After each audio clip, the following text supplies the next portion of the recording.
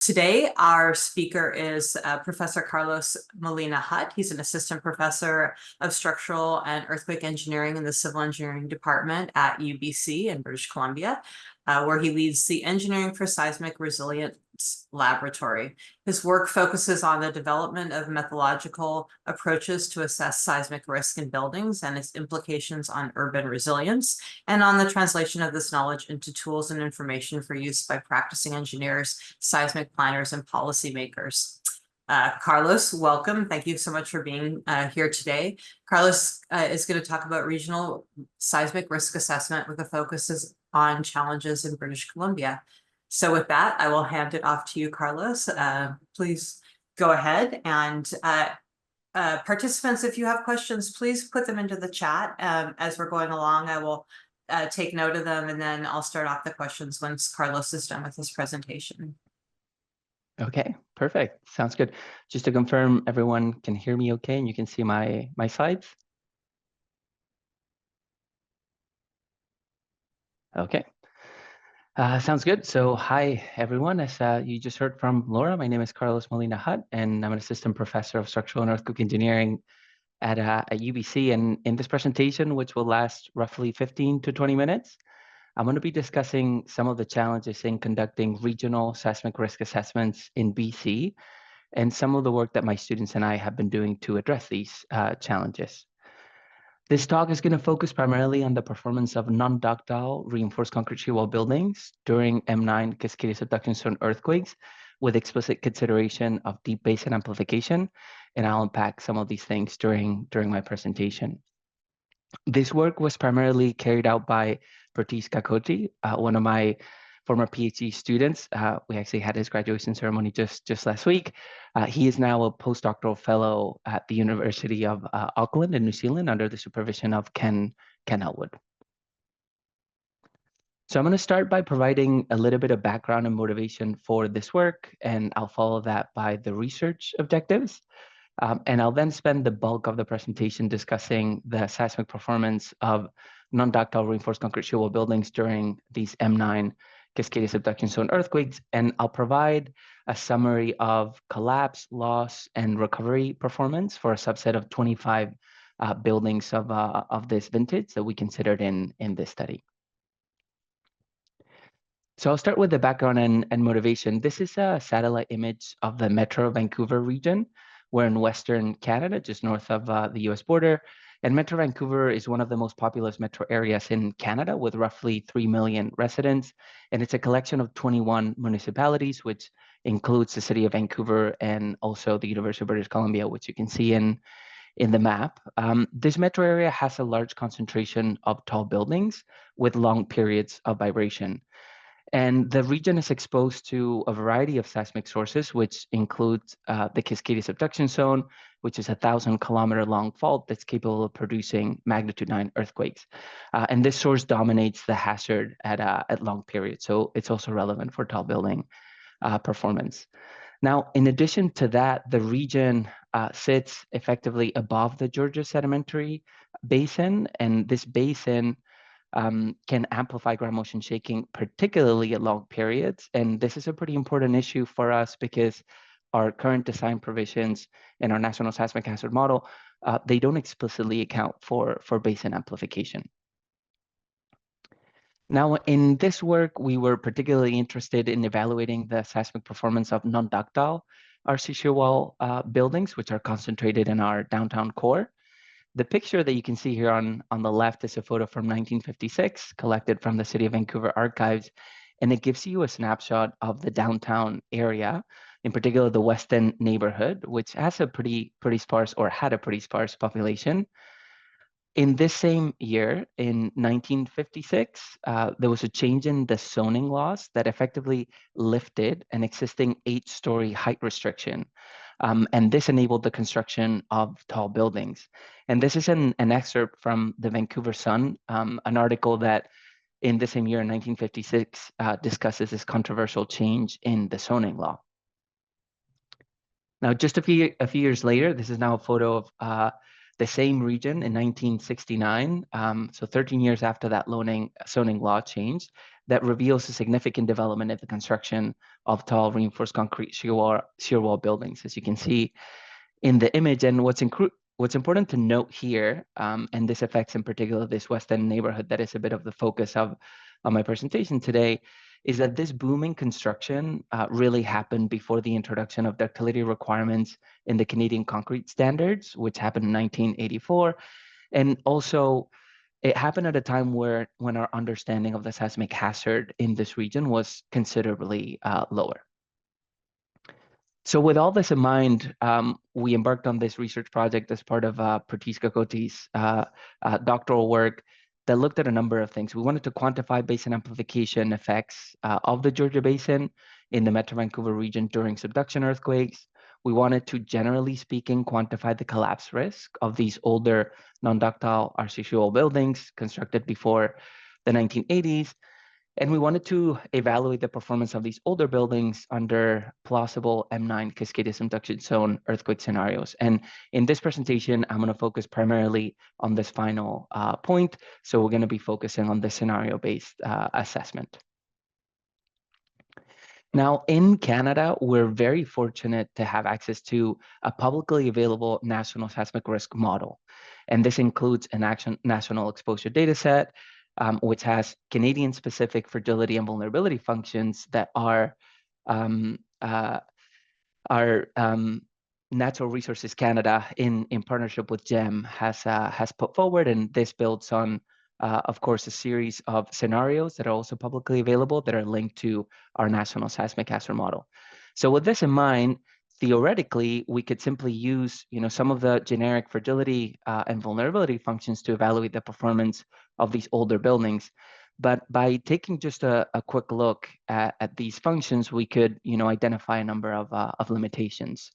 So for starters, the use of a single set of functions to characterize the performance of this vintage of buildings contradicts some of the findings of my colleagues that have studied, these buildings in detail. And in general, they just found that there was a lot of variability from building to building. So it's kind of hard to just assume that one set of functions can really, be representative of this unique taxonomy of buildings. In addition to this, if we look closely at the proposed fragility functions that you can see here on the right of the slide for this particular type of vintage of a building, we're estimating in this function, we're estimating damage to the building as a function of the spectral acceleration at a fundamental period of vibration of 1 second.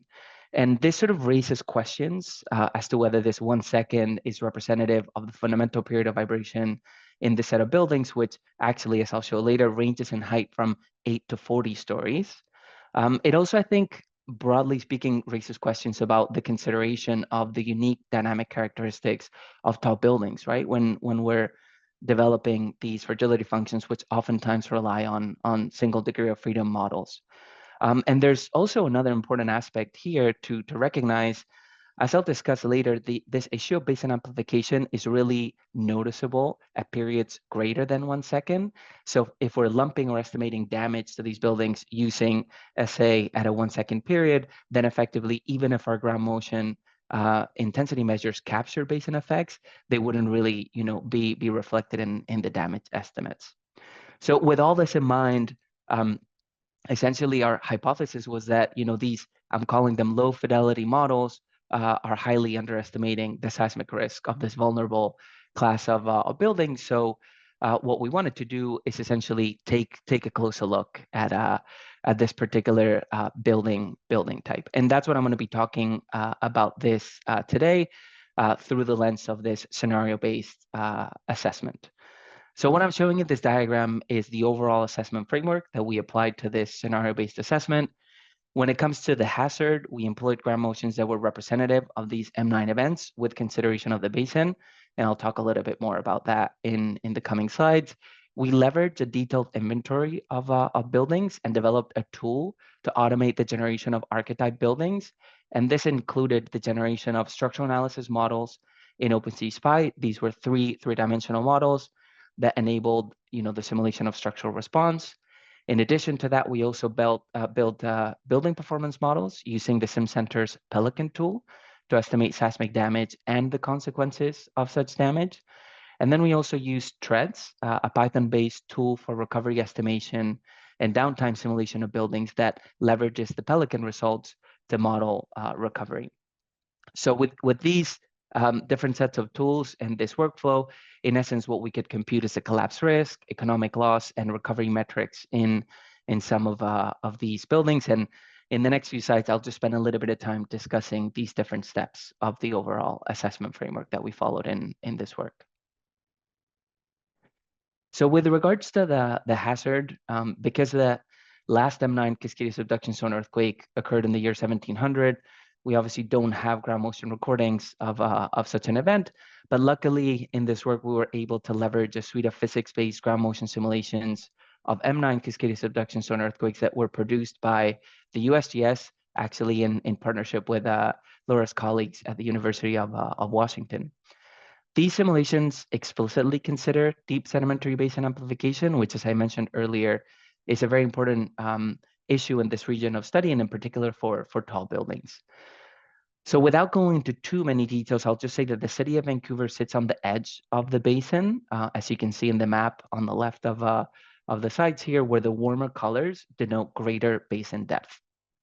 Now, if we compare the simulated M9 spectra in the city of Vancouver versus an outside of basin location, such as the city of Victoria, which you can also see in the map on the left, denoted by the blue star, what we can see is that there's considerable amplification of ground motion shaking at long periods. So if you look at the figure on the right, effectively, you can see that for the city of Vancouver, represented by the red lines, we see this sort of bump, right? And in the spectral accelerations at long periods of vibration. And that's a direct reflection of those basin amplification effects. Now, to put this scenario assessment in the context of probabilistic seismic hazard estimates in the city of Vancouver at long periods, the spectra is comparable to the 5% in 50-year hazard level. So that's sort of a good reference point if you want to understand what the shaking levels are like.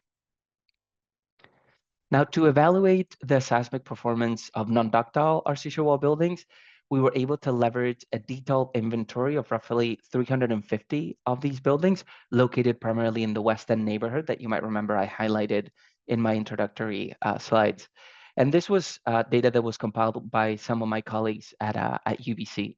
So they collected data for buildings that had 7 stories or more constructed before 1980.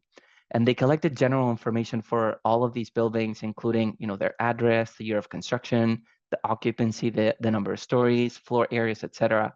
But more importantly, they collected information for each shear wall in each building. And this included the dimensions of the wall, their location on plan, the orientation of the wall, tributary areas for the wall, those walls, reinforcement layouts, and other relevant information. And what you can see in the bottom of the slide are some wall statistics that they reported, and I've indicated typical values above each figure in red.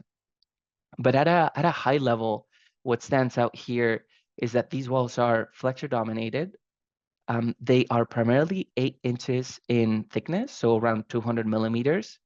They only have a single layer of reinforcement, typically placed in the middle of the wall, and they don't have any boundary zones. So very distinct behavior and design practices from what we do today, which I think is no surprise considering all of these buildings were constructed before 1980. And as I mentioned earlier, when we really started to see ductility requirements in the Canadian Concrete Standard was in the mid-80s. So hence why these buildings are so different, right, in terms of their detailing as in relation to what we do nowadays.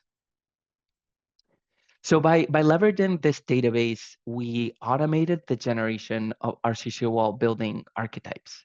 And we did this for a number of reasons, but primarily because we didn't have permission to model any one building. But also, we recognize that there are many more of these buildings outside of the West End neighborhood. So we thought, actually, this would be potentially a good way to augment the inventory and generate detailed 3D numerical models for a broader set of non-ductile RC shear wall buildings that are of similar vintage. Now, in the interest of time, I won't go over all the details of this tool, but the key idea here is that to generate archetypes of this type, the user only needs to specify two parameters, which are generally available within an exposure data set. And that's the number of stories and the construction year for this building. And then what we do is leverage the actual inventory to then develop plausible archetypes using random forest regression algorithms. So in this presentation, what I want to do is summarize the performance of 25 archetypes with a range of floor plans and wall distributions ranging in heights from 10 to 30 stories. For each archetype, we automated the generation of 3D numerical models in OpenSeaSpy, as I mentioned earlier, to simulate structural response. And these models adopted a fiber-based formulation to model each wall cross-section. Obviously, appropriate constitutive models for steel and concrete fibers, and force-based beam elements at each story with 5 integration points. In addition to this, of course, we had pelican models and tread models to then propagate structural response through damage and loss, as well as recovery. And the images that you see at the bottom of the slide illustrate one 10-story archetype, so you can sort of see the distribution of the walls in that floor plan in the bottom left. You also see a schematic diagram of that fiber-based modeling approach and a sample calibration of a wall model against specimens with characteristics similar to those that we find in these buildings that I discussed in previous slides. And then you can sort of see an image of one of these specimens tested to failure. And you can see that there's a lot of damage at this 2% drift showed in that image in the bottom right. So in the next few slides, I'll be summarizing the performance of these archetype buildings. I'm going to just label them here 1 through 25. They're actually in groups of 5 according to their height. So anywhere from 10 towards the left of the plot to 30 stories towards the right of the plot. And we found, if we start discussing or focusing on collapse risk, we found that the probability of collapse conditioned on the occurrence of these 30 physics-based ground motion simulations of magnitude 9 Cascadia Subduction Zone earthquakes range anywhere from 10 to 50%, with an average of roughly 25%. And what we also noticed is that was quite a bit of variability from building to building, even for buildings within the same height. Now, we wanted to get a bit of a reference point, so we did a similar study evaluating the performance of modern RCSW wall buildings, looking at the same set of ground motions. And in essence, what we found was that there was a negligible probability of collapse, which pretty much is in line, right, with what we would expect out of our modern seismic design standards. If we look now at the economic losses, so we're looking here at mean loss ratio. So the loss expresses a percentage of the building replacement cost. Again, for the 25 buildings, we see that the losses range from 54% to 82%, with an average just below 70%, again, conditioned on the occurrence of these M9 Cascadia Subduction Zone earthquakes.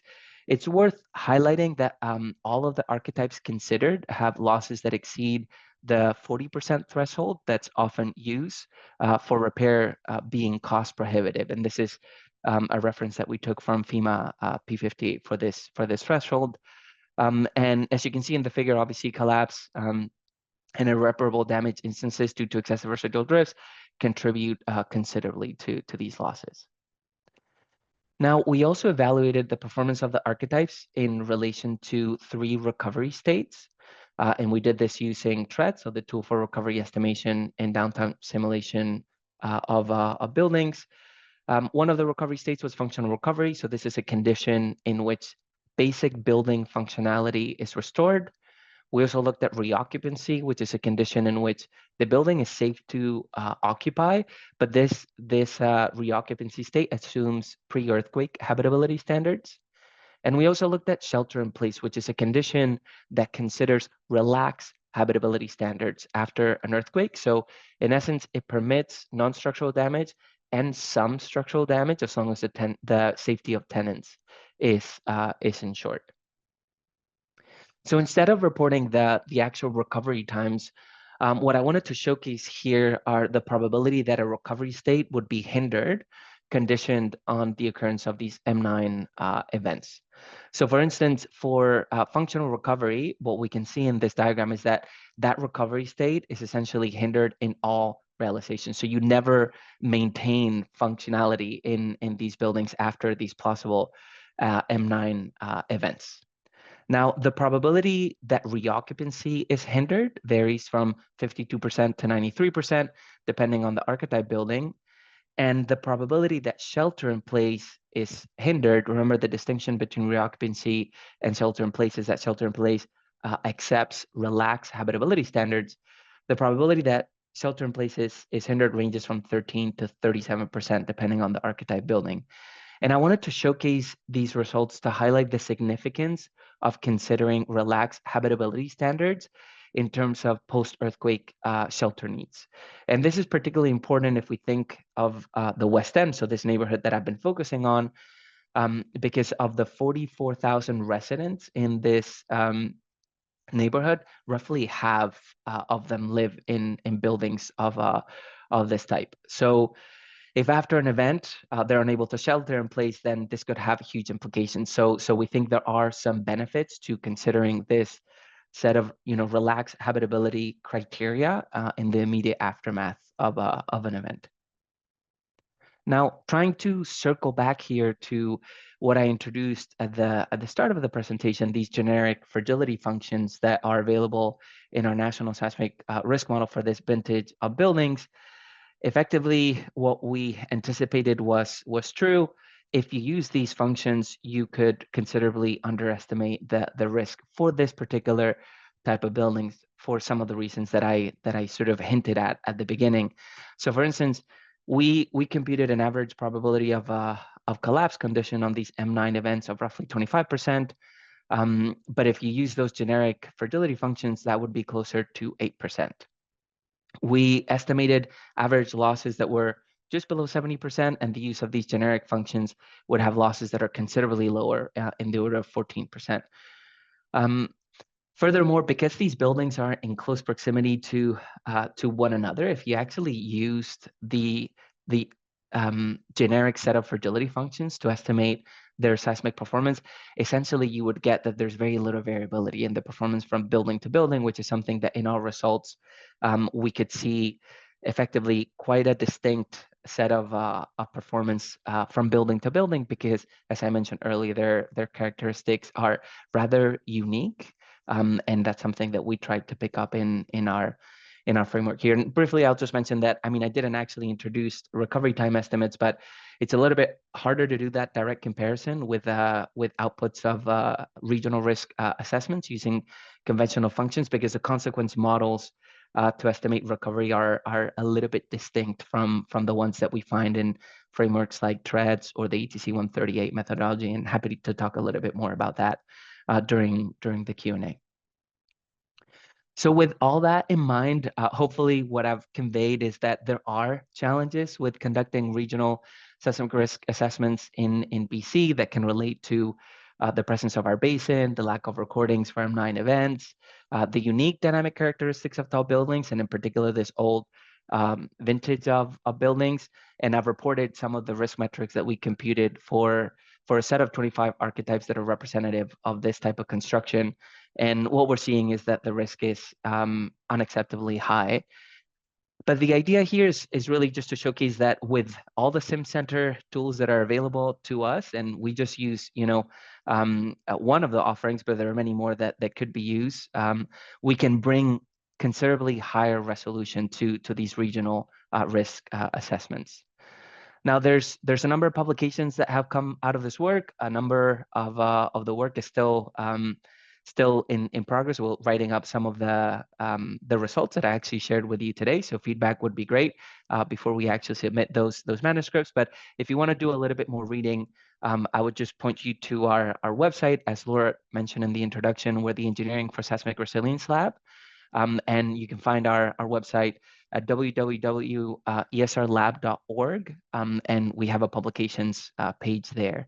So you could go there and find manuscripts related to some of what I talked about today, or you can just simply email me and I'd be happy to point you in the right direction.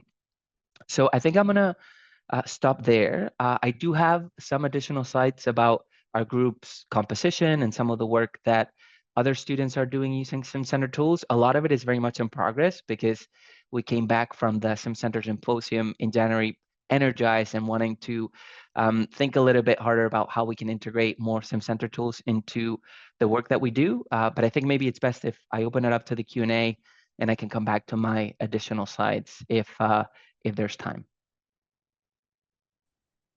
Thank you so much. That was really interesting. And very excited to hear more about the analysis of the older reinforced concrete wall buildings. But I have other questions from other people. So one of the questions from the audience was, how do you generate the architect buildings that are representative of the building inventory in Vancouver? So if maybe you could provide a little bit more detail about that part of it. Yeah. Let me I'm sort of clicking through to go back to that slide, and I'll share my screen again very briefly.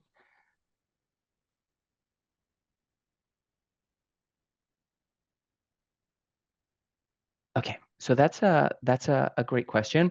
So as I mentioned, this was really possible only because of the work that some of my colleagues had done. So you can see a little bit of the workflow that we followed, right? So we said we have data for these 350 buildings, and we have a lot of very detailed information about those structures, right? That goes all the way to the dimensions of walls and their arrangement and their detailing.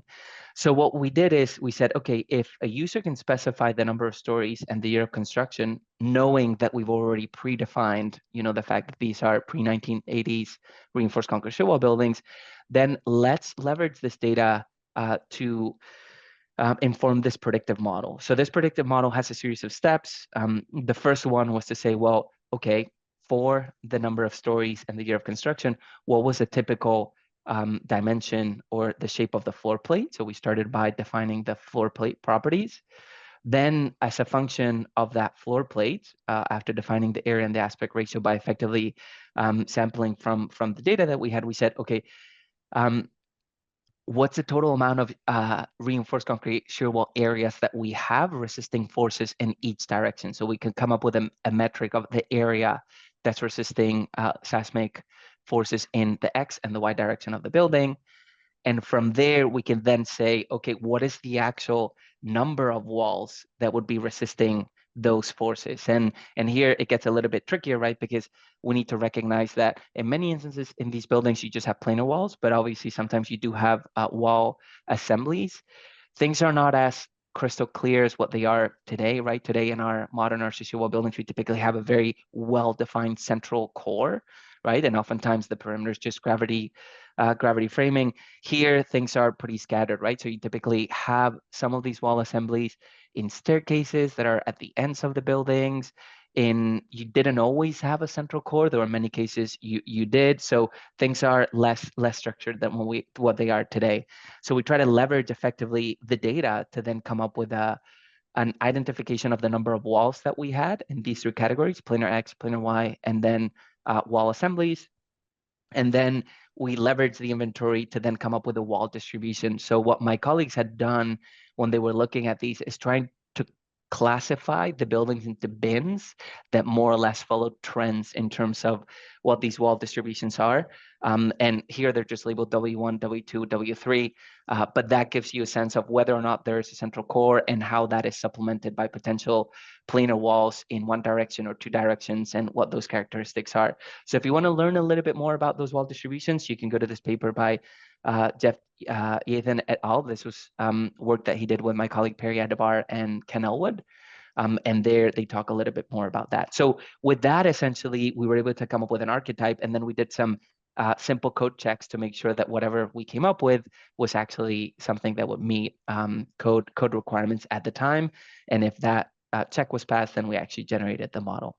So hopefully that provides a little bit more detail of how we go about that. And I'm sure there's a lot more to unpack, but happy to chat more about that or take other questions.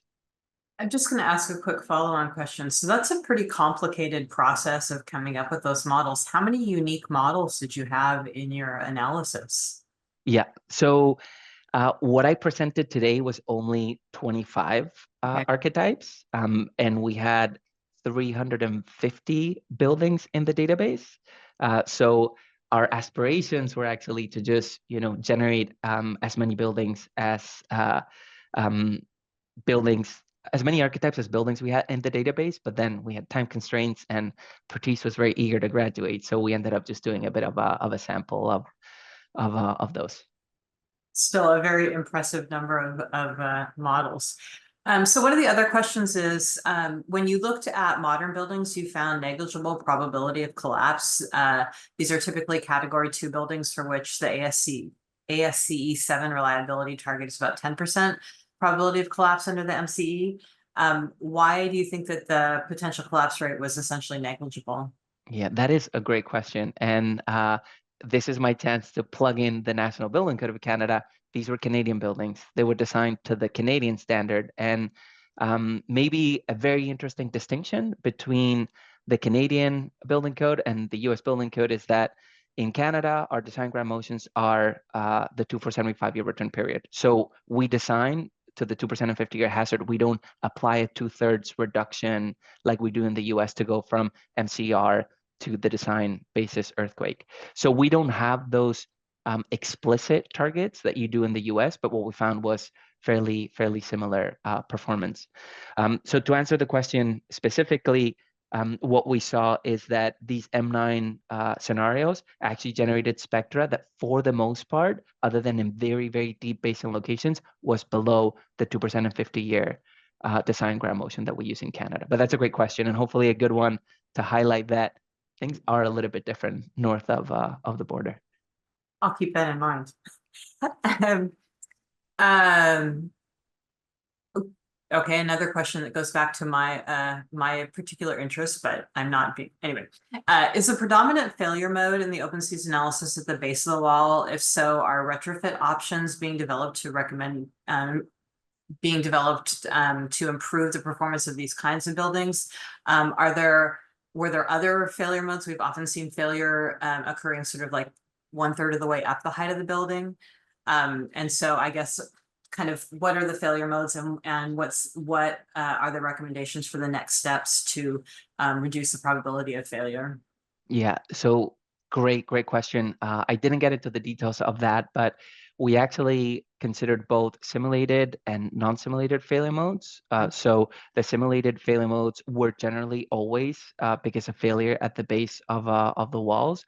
The non-simulated failure modes were because we introduced effectively a drift capacity in the walls that varied as a function of effectively the axial load in the walls, because remember, we had information also on the tributary area of the walls that we included in our analysis. So in some instances, we did have these non-simulated failure modes because effectively the drift demand exceeded the drift capacity of the walls that was sort of calculated on a wall per wall basis. So also a lot to unpack there. But now trying to tie this back to actual policy, we have a seismic planner in the city of Vancouver, and he's doing a really good work at trying to effectively shed light on all these risky buildings, he's calling them right now.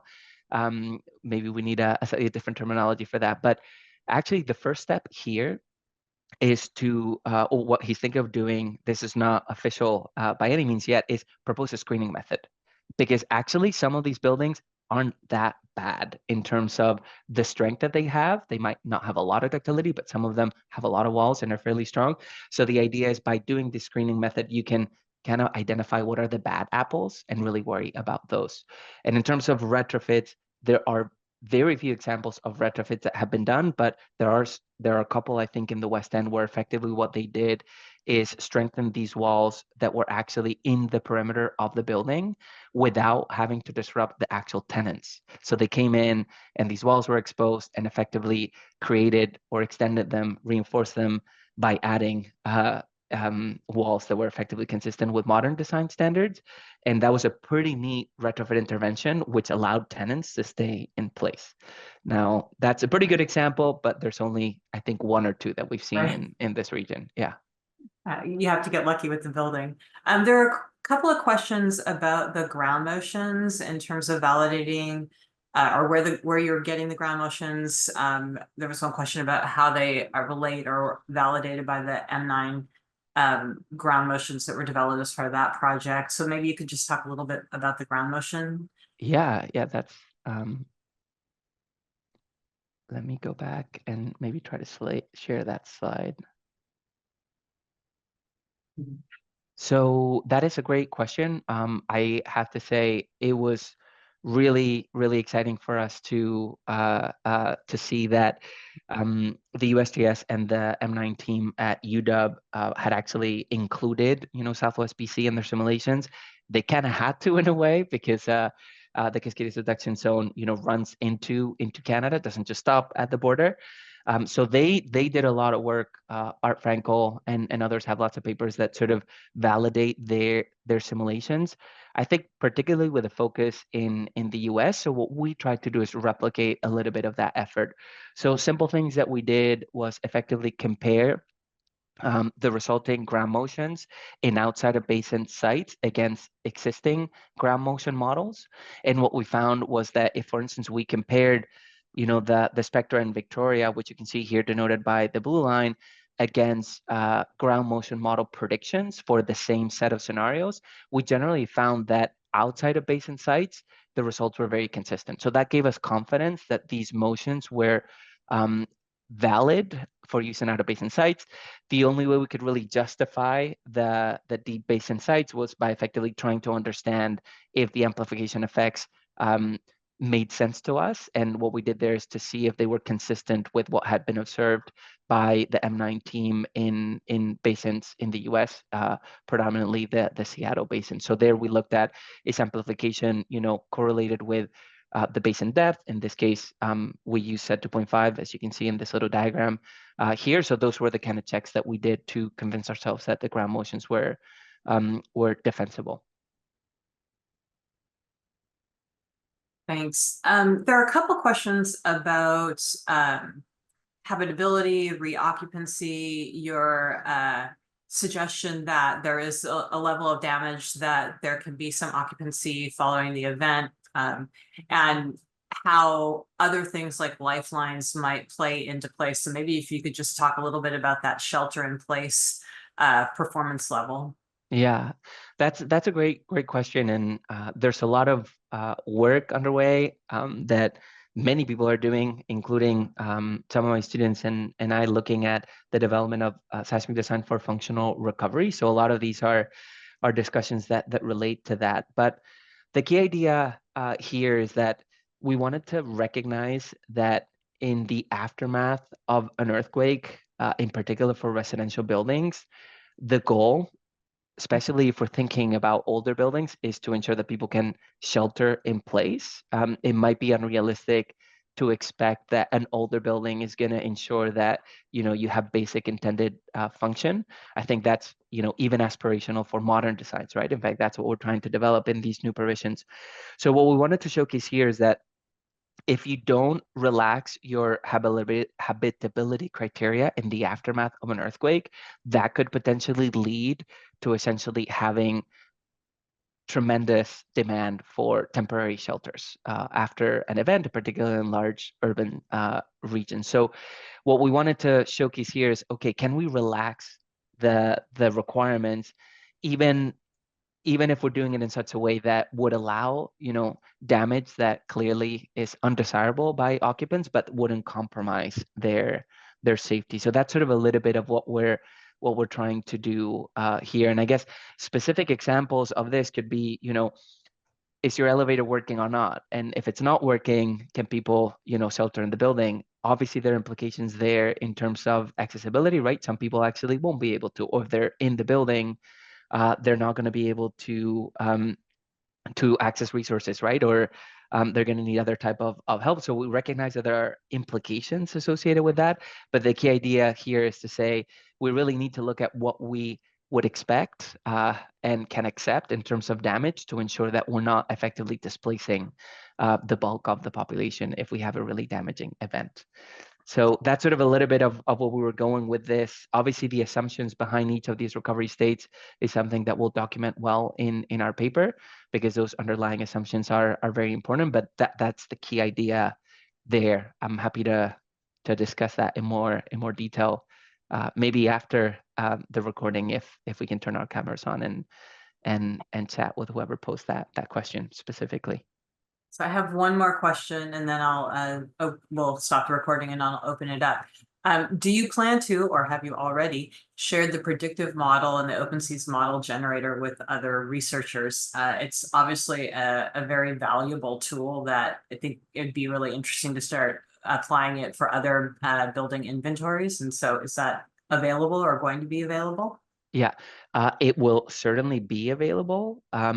So Prateesh and I are working on the manuscripts for the bulk of what I presented today. So what we published was earlier on like the ground motion side of things, and trying to explore, I guess do preliminary work for what we've done now in more detail. So we have a draft of the manuscript. We're going through our own edits at the moment, but we hopefully will be submitting that fairly soon. And as part of that, we will make the predictive model available.